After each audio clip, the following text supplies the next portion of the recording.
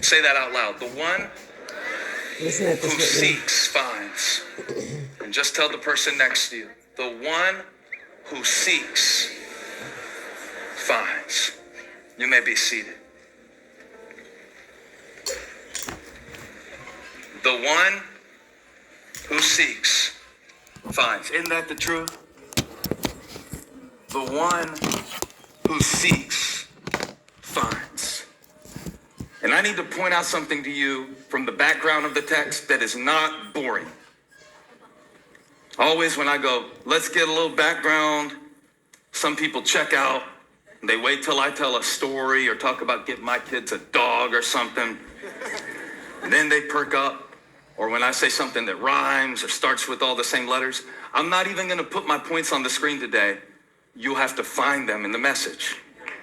The moment I tell you there's 4 points in this message, you will only hear the 4 points in this message. What are you, 10? You are grown enough now to glean the parts of this message that God has for you. And the part that's not for you, you leave it. But make sure you don't leave the thing that you need the most because you don't like it. Well, I am. He said, you better preach. I'm like, I am. That's what I'm doing. But the important thing about me reading chapter 1, of course, was that we needed to continue the conversation about what Naomi and Ruth lost.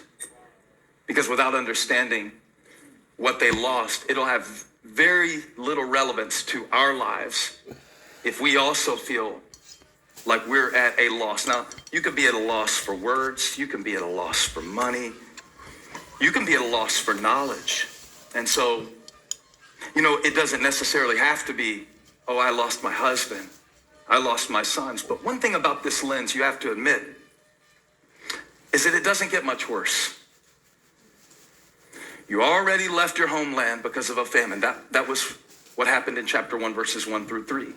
Where Naomi had to leave with her husband Elimelech, and they had to leave Bethlehem, and they had to go to Moab, where they worshiped other gods, and then her sons had to marry other women from Moab, and they had to eat Moabite food. They had to be on a Moabite diet when they have a Bethlehem appetite, and they are surrounded culturally by enigmatic idolatry that they can't understand or process, but they ate there. The Bible doesn't specify exactly when Elimelech passed or from what, but he died. And perhaps Naomi, at that point, still knew her name meant Naomi because she still had 2 sons. 10 years pass, and they leave too. Her grief is no longer concealable. I don't know if that's a word, but it's definitely a state where you can't hide what you're going through anymore. You're smiling, but not with your eyes, only with your teeth. And even the things you say to try to counteract it sound empty. So you might get to a point like Naomi, where you begin to reject anything that contradicts the pain that you have assimilated as a part of you. She said, don't even call me by my real name anymore. We don't typically tell people that, like, don't call me Stephen, call me Seth. It's just, we start answering to different stuff. That's another word that started with S. And it's really just that we start responding internally to a different understanding of who we are based on what we've been through. Now, I mentioned that already, but I want to juxtapose it now. And go with me here, because the Bible says in verse 22 something very good, that it was the beginning of the barley harvest. It was the beginning of the barley harvest. So they went back to Bethlehem. They went back to where the bread was. And I could preach a whole sermon on that, but I don't want to get distracted. But going back to Bethlehem should be a happy moment. To go back to their homeland, it's been a decade. They're going back to Bethlehem. Bethlehem means house of bread. Of course, you know it best for its primary resident, Jesus Christ, the Son of God, who would be born in Bethlehem later. Not yet, but it's the house of bread, and they are going back to where the bread is. And real quick, let's take just a moment and have a commercial interruption and tell somebody next to you, the bread is back. The bread is back. The bread is back. The bread is back. That's good news. Naomi hears at some point, the bread is back in Bethlehem. The famine is over. God has answered the prayers of his people. It's safe to go back. You can leave Moab, this horrible place where all these horrible things have happened to you, because the bread is back. There's bread in Bethlehem. You don't have to hide out in this foreign, strange place anymore. The bread is back. I want to say to everybody watching online who hadn't come back to church since the pandemic started, the bread is back. The bread is back. The bread is back. God never left, but the bread is back. There are seasons in your life where you come into a reality that what you went through is leaving you. But Ruth still had to make a decision once she got to Bethlehem to go into the fields and begin to glean. Did you see that in chapter 2, verse 3? She went into the field and began to glean. It says that she started gleaning, but it doesn't say that she ceased grieving. The first thing I want to talk to you about that might be like a point is gleaning in the grieving.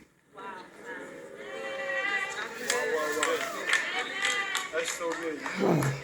Put it right in the chat. Gleaning in the grieving. Because what we think is going to happen is that when our harvest comes of what we ask God for, how many times do you think they prayed, God, bring bread to Bethlehem? What they didn't know is that when the bread came back to Bethlehem, they would also be bringing their bitterness with them.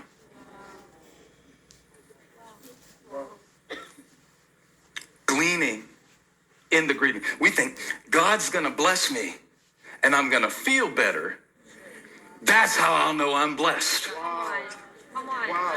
Because gleaning is like, I don't think any of us know that much about gleaning, so let me try to explain it. But my agricultural knowledge is very low. But from the biblical perspective, they would go through the field, and it was actually required by Levitical law.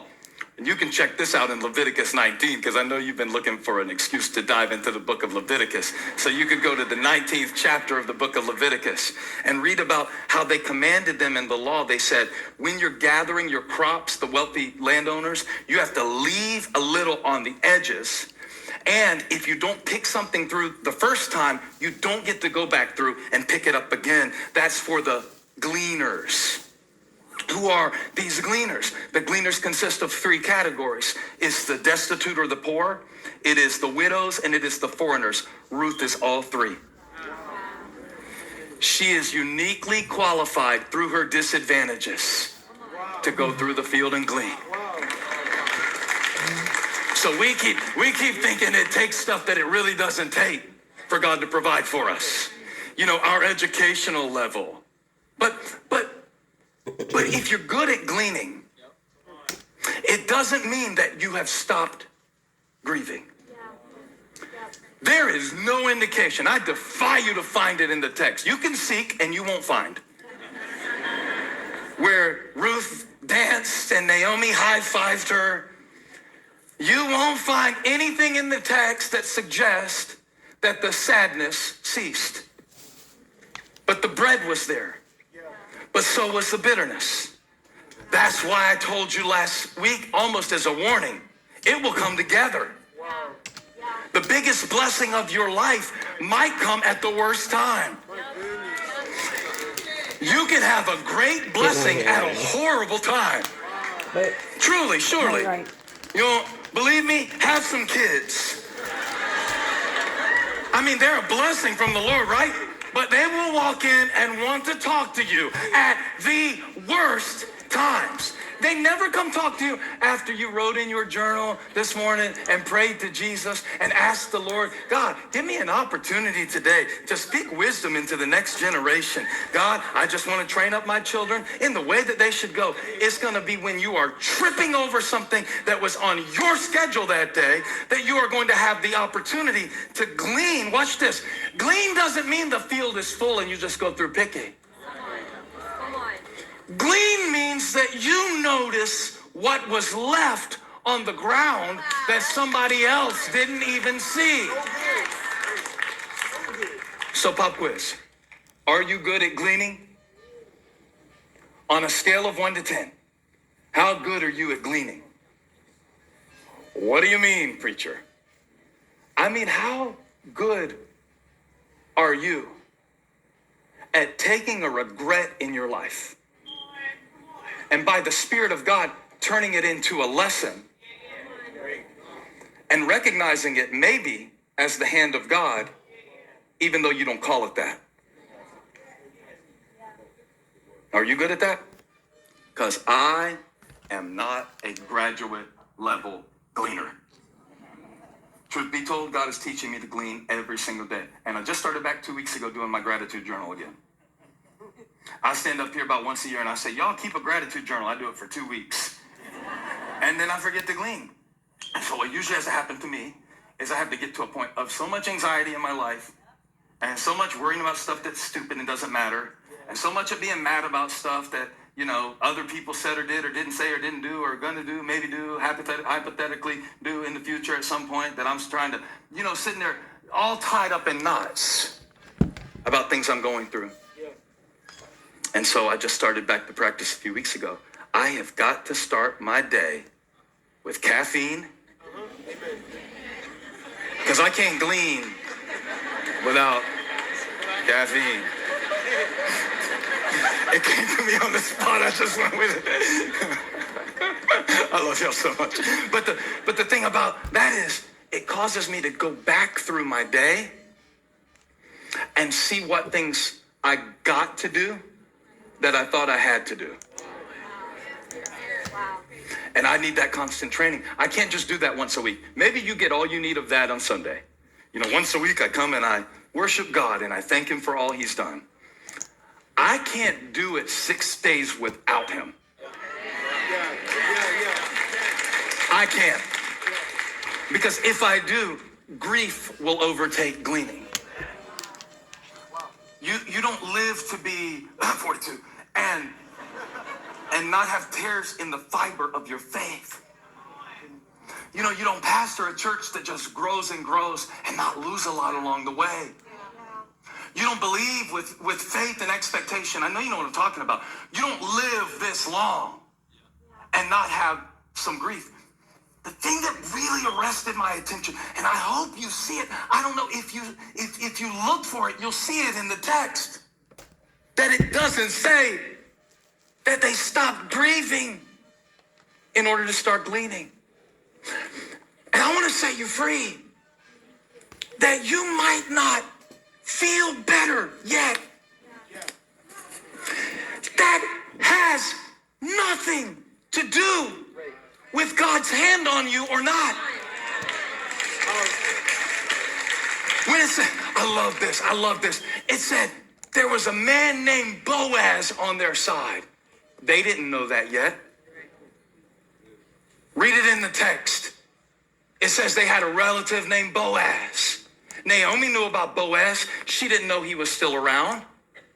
They had no idea, and neither do you, my friend. So you cannot let the grief overtake the gleaning, because there is still something left on your life.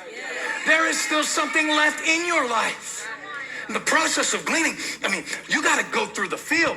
You've got to learn how to not only go through somebody else's field, but go through your own field and see what's on the ground. That's what the cleaners would do.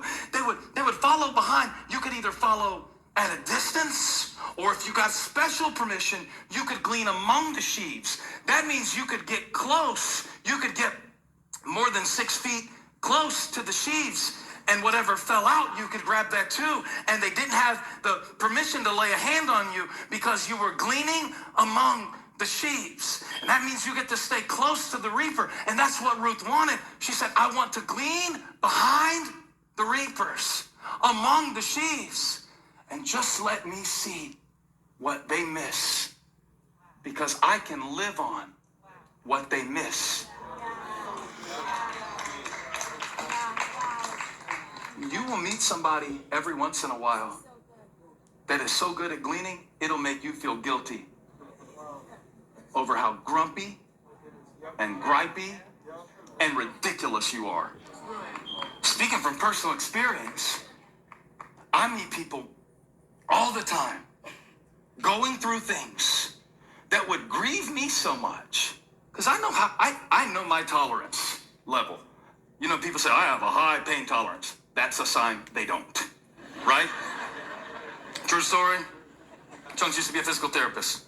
He said, when you hear somebody come and say, I have a high pain tolerance, they are a wimp. That is sign number one, because they're deceived. They think they have a high pain tolerance. But when you meet somebody who truly gleans while grieving, like when Layman texted me this week, and he was like, oh, thank you for that word. How do you lose your son while you're in church? That's been how many years? About a decade. About 10 years. About the same amount where Naomi had lost Elimelech. I know he's still grieving. How can he be grateful to a God who let his son be taken so soon? He never stopped grieving. He just started gleaning. His son loved to fish, so he started a fishing club in his son's honor. You know how many people they bring to Christ through Riley's Catch? Look it up, Riley's Catch, you'll see it. Shout out, free advertisement, Tom Layman. Thank you, you're welcome. I always text him, you're my favorite layman. Like the play on words, layman and clergy. Ha ha ha. Because he teaches me to glean. Going through my own life, just recognizing. That's the thing about gleaning, okay? Because I want you to know that somebody else could walk through the field of your life and find 10 things to be grateful for that you take for granted. I'm not trying to make you feel bad. Trust me, God gave me this message early last week and he whipped me with it all week. Just over and over again. I was listing a bunch of things to Holly that I was stressed about this week. All of them were things that I put on my own schedule. All of them were decisions I made. Many of them were blessings that I prayed for. Just full grown. They're not puppies anymore. Because you know a scheduling commitment is a puppy. But when the appointment comes, it's a full-grown dog and it has to be walked. By the way, Graham said he's naming his dog, apparently, this Boston Terrier, Boaz. So, that's good. That's good. That's good. It's going to take a while. It's going to take a while. Even when he was begging me for a dog, if you missed it last week, it was a whole thing. Don't worry about it. But even when he used to ask me for a dog, he said, all you do is bring up all the things about the dog that we're going to hate. And I said, that's right. And all you do is think of all of the things with the dog that you're going to love. And I'm accurate. And you're ignorant. But sometimes you can know too much.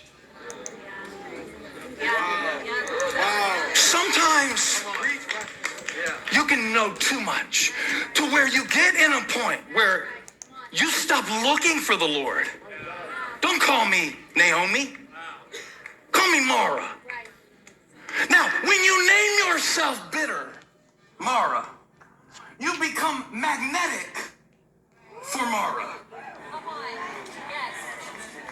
So the second thing that's kind of like a point in this message is the mind on a mission. The mind on a mission. The mind on a mission. That's what I told Elijah the other day. He was going on and just complaining. And I said, son, is your mind just on a mission trip to be miserable today? Did you just wake up this morning and say, dear mind, here's what I'd like for you to do to me.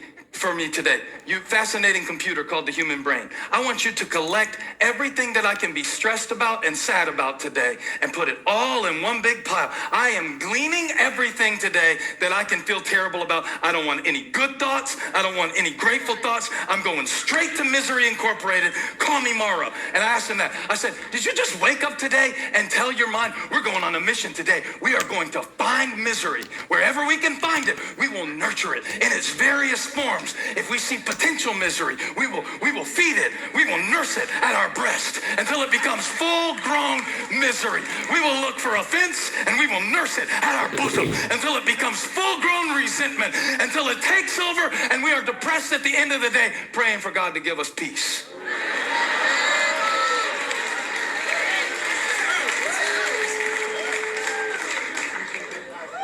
He said, no, Dad. Not on a mission trip. Just not a morning person. You got to go through the field and glean in the morning. I'm not a morning person either. I don't think I'm a night person or an afternoon person at this age of my life. I'm like a 1:33 p.m. person, like that one right after lunch. Catch me then. Right. But you can't just give over to that. Bitter is not a personality type. Come on. It's a decision.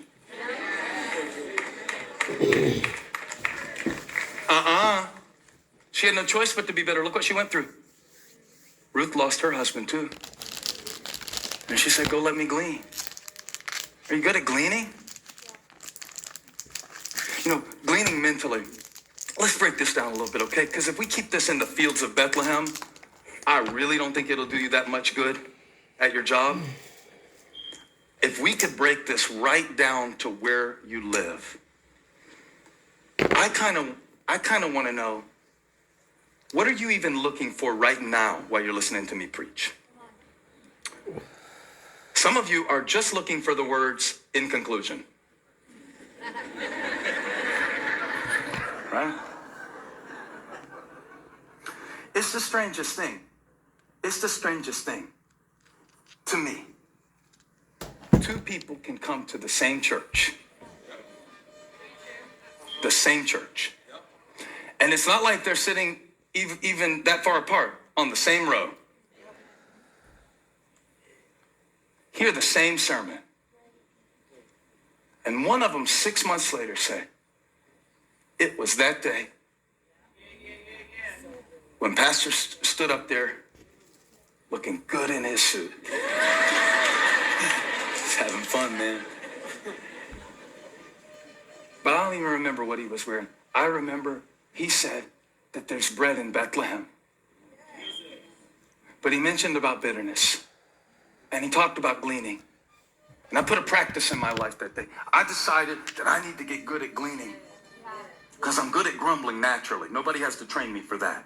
How many of you are good at grumbling?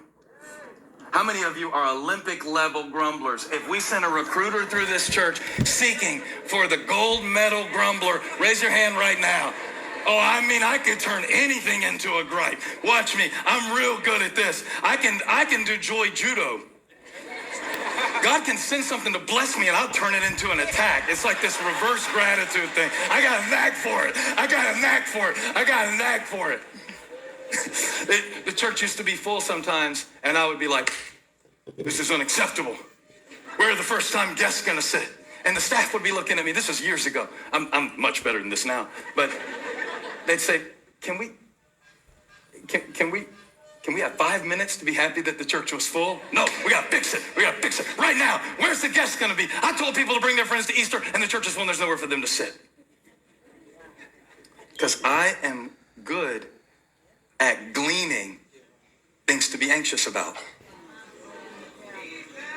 The dog's gonna poop. The dog's gonna pee, the dog's gonna whine, the dog's gonna yelp, we're going on vacation, you're going to college in like 7 years, who's gonna take care of the dog then? I can do all of that naturally. But what I'm not good at